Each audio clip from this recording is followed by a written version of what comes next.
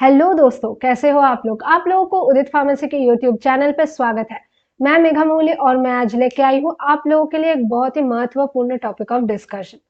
तो आजकल के जिंदगी में एसिडिटी का प्रॉब्लम बहुत ज्यादा बढ़ गया है, क्योंकि अपना लाइफस्टाइल ही ऐसा हो गया है कि हमें ठीक ठाक से खाने पीने का टाइम सही से नहीं मिलता है, जिसके कारण एसिडिटी बहुत बढ़ गया है। और साथों साथ बढ़ा है एंटासिड्स के ऊपर डिपेंडेंस। और जो ड्रग्स है जैसे कि रेबेप्राजोल, पेंटाप्राजोल टाइप का प्रोटॉन पंप इनहिबिटर, इसके ऊपर भी डिपेंडेंस बढ़ गया है। तो ये जो ड्रग्स है ये कैसे काम करते हैं अपने बॉडी में जाके, ये ड्रग्स लेना क्या सही है, क्या करे ताकि ये ड्रग्स हमें ना लेना पड़े, तो इसी के बारे में है आज का पूरा वीडियो। चलिए शुरू करते हैं आज का वीडियो। तो एंटासिड्स और प्रोटॉन पंप इनहिबिटर ऐसे दवाई है जो कि गैस्ट्रिक एसिड रिलेटेड कंडीशन से हमें छुटकारा पाने में हेल्प करेगा। एंटासिड्स रैपिड रिलीफ देते हैं by reducing the symptom like heart burn. तो जब फील होता है ना ऐसे सीने में जल रहे हैं, ये टाइप ऑफ फीलिंग से छुटकारा पाने के लिए हम एंटासिड्स का यूज करते हैं, क्योंकि ये स्टमक में जाके एसिड को न्यूट्रलाइज करते हैं। Proton pump inhibitor on the other hand क्या करते हैं, स्टमक में जो एसिड बनते हैं उसको ही बनने नहीं देते हैं, और क्रॉनिक कंडीशंस जैसे कि GERD और अल्सर्स जैसा ये कंडीशन से हमें छुटकारा देते हैं। तो एंटासिड्स का दो टाइप है, systemic antacids, non systemic antacid. Systemic antacid वो है जो एक बार एब्जॉर्ब होने के बाद वो ब्लड स्ट्रीम में चले जाते हैं। इसका एग्जांपल है सोडियम बाइकार्बोनेट, अल्का-सेल्जर। ये क्या करते हैं, स्टमक में जाके जो एसिड बना है उसको न्यूट्रलाइज करते हैं। तो एंटासिड्स जनरली बेसिस होता है और ये स्टमक में जाके एसिड के साथ रिएक्ट करके सॉल्ट एंड वाटर बनाते हैं। बट ये एंटासिड्स अगर आप ज्यादा ले रहे हो तो ये अपना बॉडी का जो पीएच है इसको भी चेंज कर सकते हैं, क्योंकि ये डायरेक्ट ब्लड में जाता है, जो कि मैंने अभी बोला। तो ये अल्कली ब्लड में जाएंगे तो बॉडी में अल्कोसिस हो सकता है और बॉडी का पीएच बैलेंस भी बिगड़ सकता है, और ये हार्ट बर्न जैसे सिम्टम्स से हमें छुटकारा देता है। और नॉन सिस्टमिक एंटासिड्स जो लोकली स्टमक में रहते हैं, इसका मोड ऑफ एक्शन स्टमक में ही कन्फाइंड होता है। इसके अंदर बहुत सारे ड्रग्स है जैसे कि कैल्शियम कार्बोनेट, एल्यूमिनियम हाइड्रोक्साइड। ये कैसे काम करते हैं, by neutralising stomach acid in the gastric lumen. ये बस गैस्ट्रिक ल्यूमेन में ही अपना काम शो करते हैं, और ये कॉमन सिम्टम्स से हमें रिलीफ देते हैं जैसे कि हार्ट बर्न और इंडाइजेशन। तो अब हम एक एक एंटासिड्स के बारे में पहले जानेंगे, उसके बाद प्रोटॉन पंप इनहिबिटर के बारे में जानेंगे। तो सबसे पहले जानेंगे कैल्शियम बेस्ड एंटासिड। इसका एग्जांपल है कैल्शियम कार्बोनेट। ये क्या करता है, स्टमक का जो एसिड है इसको न्यूट्रलाइज करते हैं by reacting with the excess hydrochloric acid. तो कैल्शियम कार्बोनेट मतलब CaCO3, ये जाके HCl के साथ रिएक्ट करते हैं, और HCl के साथ रिएक्ट करने के बाद क्या बनेगा, CaCl2 मतलब कैल्शियम क्लोराइड। और ये कैल्शियम क्लोराइड क्या है, सॉल्ट। मैंने पहले ही बोला था कि एसिड प्लस बेस रिएक्ट करके सॉल्ट बनाते हैं, और क्या बनाते हैं, वाटर बनाते हैं। बट इधर और क्या बन जाएगा, कार्बन डाइऑक्साइड। तो ये जो रिएक्शन है ये होता है अपना बॉडी में जब हम लोग कैल्शियम कार्बोनेट जैसा एंटासिड लेते हैं।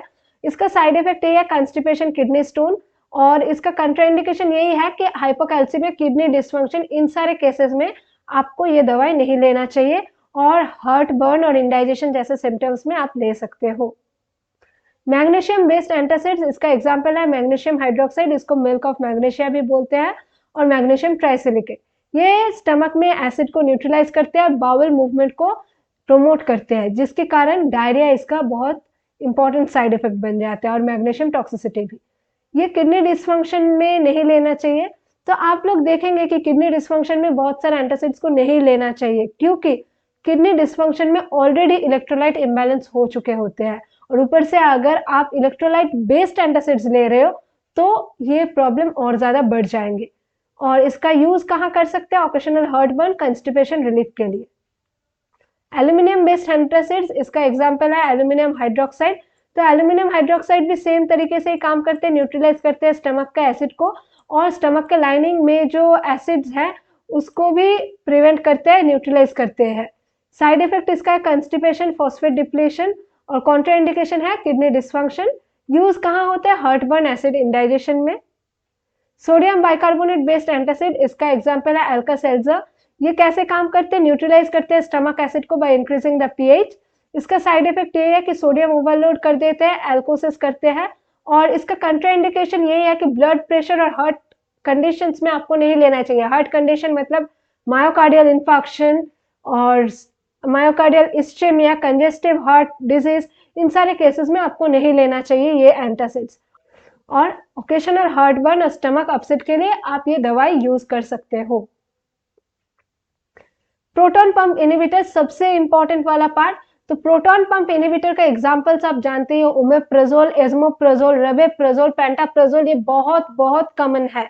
ये क्या करते हैं? प्रोटॉन पंप को इनहिबिट करते हैं। क्या है ये प्रोटॉन पंप? इसके बारे में हम अभी जानने वाले हैं नेक्स्ट स्लाइड में। तो इसका साइड इफेक्ट है हेडेक, नोशिया और बोन फ्रैक्चर का रिस्क बढ़ा देता है ये प्रोटॉन पंप इनहिबिटर। इसका बहुत सारा कॉन्ट्राइंडिकेशन है, जैसे कि सीवियर लीवर डिजीज में इसको नहीं लेना चाहिए। और इसका यूज कहाँ करें? गैस्ट्रोइसोफेजियल रिफ्लक्स डिजीज में यूज कर सकते हैं, अल्सर, ज़ोलिंगर एलाइजन सिंड्रोम के लिए यूज कर सकते हैं। तो अब जानेंगे प्रोटॉन पंप इनहिबिटर का नाम ऐसा क्यों है, ये कैसे काम करते हैं। तो ये देखिए H+K+ एटीपेज, ये जो एंजाइम है ये एक प्रोटॉन पंप के नाम से बुलाया जाता है। क्यों? ये इन एक्सचेंज टू पोटेशियम ये हाइड्रोजन को पंप करते हैं स्टमक के ल्यूमेन में। ये जो पार्ट है ये है स्टमक का ल्यूमेन या फिर गैस्ट्रिक ल्यूमेन। तो ये H+K+ एटीपेज ये एक पंप है, ये पोटेशियम के बदले में H+ को पंप करते हैं और पैराइटल सेल्स क्लोरीन देते हैं। और क्लोरीन और H+ दोनों मिला के क्या बनाते हैं? अपना गैस्ट्रिक जूस, मतलब कि HCl।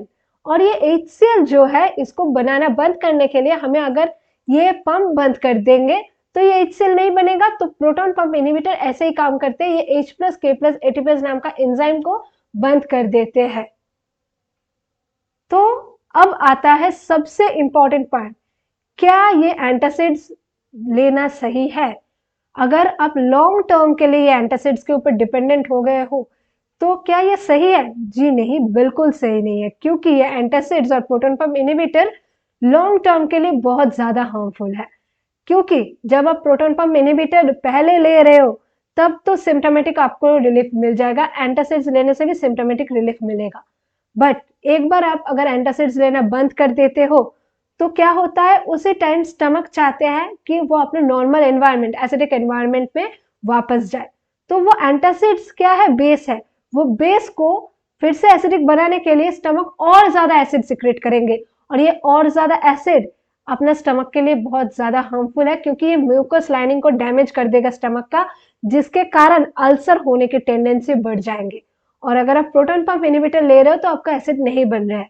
But once you stop taking proton pump inhibitor, एक बार आप प्रोटॉन पंप इनहिबिटर लेना बंद कर देते हो तो क्या होता है? फिर से अपना स्टमक कोशिश करते हैं नॉर्मल एनवायरनमेंट में जाने के लिए और ज्यादा एसिड सिक्रेट करते हैं, जो कि अल्सर का टेंडेंसी बढ़ा देते हैं। इसको बोलते हैं रिबाउंड एसिड हाइपर सिक्रेशन।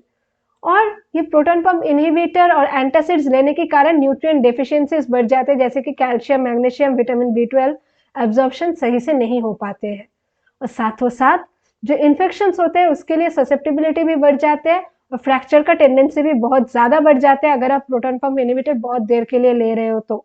और अगर आप हेलिकोबैक्टर पाइलोरी इन्फेक्शन से सफर कर रहे हो और उसके अगेंस्ट थेरेपी कर रहे हो तो आपके बॉडी में रेजिस्टेंस हो सकता है against the proton pump inhibitor.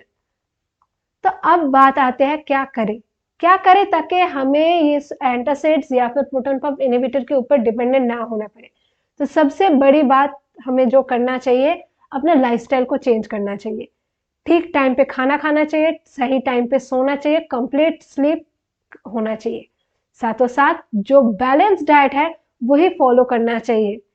कोई भी उल्टा सीधा खाना, फास्ट फूड, ये सारे एंटासिड्स के ऊपर डिपेंडेंस बढ़ा देंगे। कैसे? क्योंकि अगर आप फास्ट फूड ले रहे हो, अगर आप अनहेल्दी खाना ले रहे हो तो आपका एसिडिटी का प्रॉब्लम बढ़ सकते हैं और एसिडिटी का प्रॉब्लम बढ़ेंगे तो एंटासिड्स के ऊपर डिपेंडेंसी बढ़ेगा। H2 रिसेप्टर एंटागनिस्ट आप यूज कर सकते हो as an alternative to proton pump inhibitor. अगर आप बहुत ज्यादा कुछ हो गया है तो सर्जिकल इंटरवेंशन का जरूरत है। सबसे बड़ी बात, अगर आपको एसिडिटी का प्रॉब्लम हो रहा है, आप नोटिस कर रहे हैं, तो बिना किसी को पूछे खुद से दवाई मत लीजिए। हेल्थ केयर प्रैक्टिशनर या फिर डॉक्टर के साथ कंसल्ट कीजिए, पूछिए उनसे क्या करें ताकि आपको ना प्रॉब्लम हो। और अगर फिर भी प्रॉब्लम हो रहा है तो अगर डॉक्टर दवाई दे रहे हैं तभी आप लीजिए, खुद से दवाई मत लीजिए, खुद अपना डॉक्टर मत बनिए। तो उम्मीद करते हैं आपको समझ में आया। तो अगर आपको फिर भी कोई डाउट है तो हमें कमेंट सेक्शन में जरूर बताइए। चैनल को लाइक शेयर और सब्सक्राइब कीजिए। मिलते हैं अगले वीडियो पे। Bye bye. अगर आप डी फार्म के फर्स्ट ईयर में हो तो उदित फार्मेसी ने आप लोगों के लिए लाया video lecture course at a very nominal price, that is 1499। इधर आपको मिल जाएगा recorded classes, live classes with doubt session, e book PDF notes, chapter wise exercise, chapter wise test, live chat और सारे सुविधाएं आपको मिल रहे हैं हिंदी इंग्लिश दोनों लैंग्वेज में। पूरा 5 सब्जेक्ट का सिलेबस कवर होने वाला है। और अगर आप सेकेंड ईयर में हो तो आपके लिए सेम प्राइस में कुछ ऐसे ही लेकर आया है उदित फार्मेसी। इधर आपका पूरा 6 सब्जेक्ट्स कवर हो रहे हैं। तो बिना देरी के जल्द से जल्द ऑर्डर कीजिए। और अगर आपको ऐसा लग रहे हैं कि आपको हार्ड कॉपी स्टडी मटेरियल ही काफ़ी है, आपको वीडियो लेक्चर कोर्स का ज़रूरत नहीं है, बस 999 में आपको मिल रहे हैं 5 बुक्स, वो भी आपके लोकेशन में free delivery with theory and model paper. और अगर आप डी फार्म का एग्जैक्ट एग्जाम के लिए प्रिपरेशन कर रहे हो तो आप लोगों के लिए उदित फार्मेसी ने लाया एमसीक्यू ऑफ ऑल सब्जेक्ट्स का टेस्ट सीरीज। और इधर आपको मिल जाएगा unlimited attempts and according to PCI syllabus, बस 499 में। तो लेट किस बात की, जल्द से जल्द ऑर्डर कीजिए और लीजिए ये सारे सुविधाएं जो उदित फार्मेसी ने आप लोगों के लिए लाया। मिलते हैं अगले वीडियो पे।